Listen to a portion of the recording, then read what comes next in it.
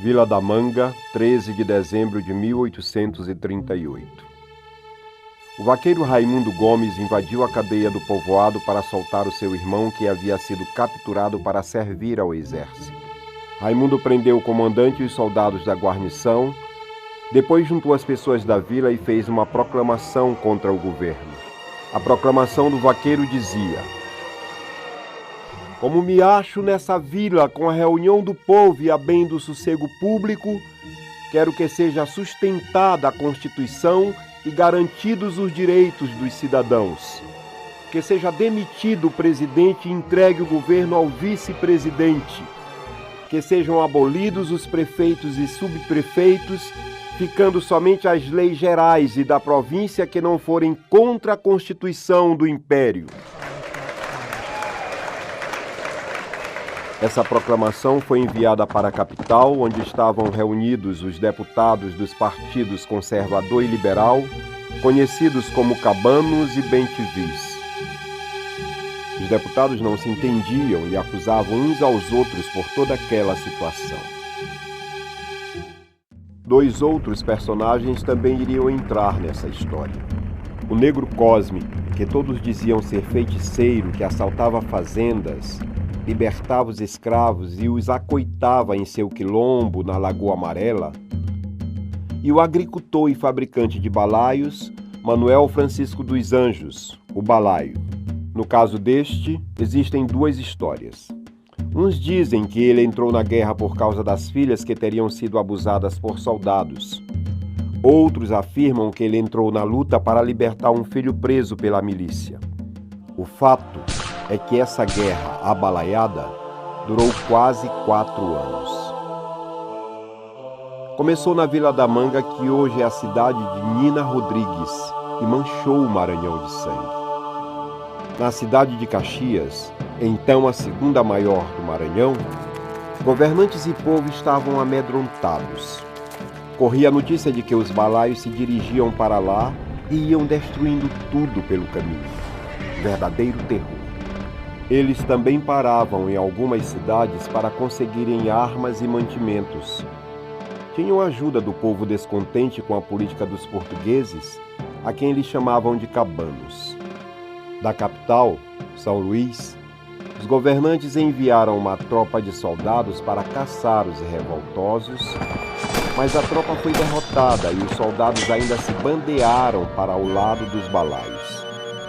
Na marcha rumo a Caxias, atacavam fazendas de políticos cabanos que encontravam pelo caminho. Os governantes locais e fazendeiros começaram a se preparar para a guerra e convocaram a população para enfrentar o que eles chamavam de horda de malfeitores. Quando os balaios chegaram, encontraram uma feroz resistência dos caxienses. A luta foi intensa. Os caxienses resistiram como puderam. Mas os balaios eram numerosos e ainda se dividiram em vários grupos, cada um comandado por um líder. Os mantimentos acabavam e as forças dos caxienses minguavam. Alguns fazendeiros, com medo, mandaram portadores para propor um acordo com os chefes balaios. Na verdade, eram pessoas do partido Bentivi que queriam tirar vantagem da situação. Ao final de 40 dias de cerco e refregas, os balaios tomaram a cidade de Caxias.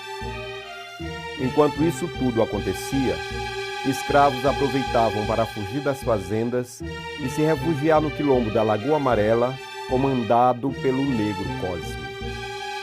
Depois de tomarem a cidade, os líderes do movimento começaram a se desentender entre si. Cada um queria o seu quinhão. Em São Luís, as coisas também não estavam boas. Os políticos não sabiam a quem recorrer. A balaiada parecia um incêndio incontrolável. Mas no Rio de Janeiro, a capital do Império, as providências já estavam sendo tomadas. O imperador enviou o coronel Luiz Alves de Lima e Silva para resolver a situação no Maranhão. Ele chegou a São Luís em 7 de fevereiro de 1840 com todo o apoio que precisava: dinheiro, armas e poder político. Foi nomeado presidente da província, como era chamado o governador naquele tempo, e começou a caçar os balaios com toda a força do império. O coronel foi muito mais cruel do que se imagina. Se valia de qualquer coisa para derrotar os revoltosos. A luta foi dura. Muitos eram mortos. Alguns se rendiam. O próprio Raimundo Gomes escreveu pedindo condições especiais para se render, mas o coronel não concordou. Ele queria punir pessoalmente o líder do movimento. Sem alternativa, Raimundo Gomes procurou o Negro Cosme e propôs aliança. Assim, o líder quilombola entrou na guerra à frente de 5.000 negros.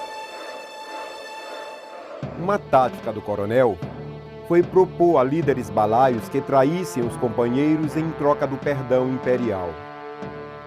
Alguns aceitaram. Então, além de lutar contra o exército, Raimundo Gomes teve que enfrentar seus antigos companheiros. A caçada foi intensa, até que conseguiram capturar Raimundo Gomes e enviá-lo ao Rio de Janeiro para ser julgado, mas ele não chegou vivo ao seu destino. Depois de muitos combates, capturaram o Negro Cosme, que foi julgado em abril de 1842 e enforcado naquele mesmo ano. Por ordem do coronel, o líder quilombola não foi julgado como rebelde ou aliado dos balaios, mas como um simples escravo fugido, apenas para servir de exemplo aos outros. Era o fim da maior revolta popular que já aconteceu no Maranhão, já que o balaio havia morrido na segunda escaramuça feita para dominar Caxias. O coronel Luiz Alves foi condecorado como barão e depois duque de Caxias. O vaqueiro Raimundo Gomes, o fabricante de balaios Francisco dos Anjos e o Negro Cosme são agora lembrados como heróis. Heróis do povo maranhense, heróis da luta pela liberdade.